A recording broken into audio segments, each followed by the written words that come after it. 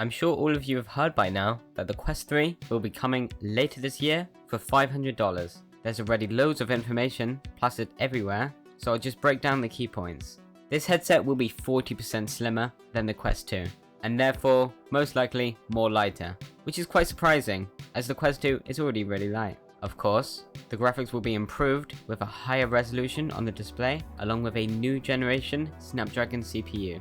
It also offers colored pass-through for mixed reality like the Quest Pro does. The controllers are also new and they look similar to the Quest Pro controllers. This headset will be a big competitor to the PSVR 2, especially with the similar price. However, it does lack some features that the PSVR 2 has, like eye tracking, which may make it harder to compete with. Going back to the Quest 2, it turns out Meta has decided to drop the price of the headset by $100. As the headset price was increased by the same amount a few months back, this means that it's back at its original price.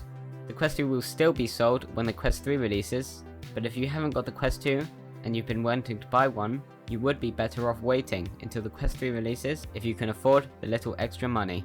Now what if I told you that there was something far more important than this long-awaited headset? Something greater than anything you could possibly imagine. This right here is evidence that we are living in the greatest generation in mankind. Because Flat2VR, who are already quite famous modders who develop VR mods for flat screen games, have announced that they have been working on getting Portal 2 into VR. The problem being is that they are trying to get an official release for the mod. However, they need Valve's approval. I'm sure something will be released though, official or not, as we have already got Half-Life 2 VR mod from the same modders.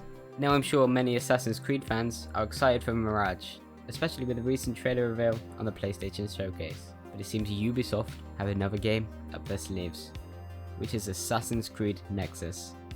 It's a fully VR Assassin's Creed game. We don't have much now, but a full reveal will be shown on June 12th, 10 PM PT. Power Wash Simulator is seemingly quite popular for a game about cleaning dirt. It's a nice and satisfying way to relax after a tiring, long day. Well, relax no longer with Power Wash Simulator VR. Get up on your feet and put on your headset so you can immerse yourself in a power washing job. Shoot that dirt until it's gone, until it's clean. It should be coming soon on the Quest 2 and Quest Pro if you want the extra graphical dirt. I am actually quite excited for this for some reason. It is just a game about washing dirt, but now it's in VR.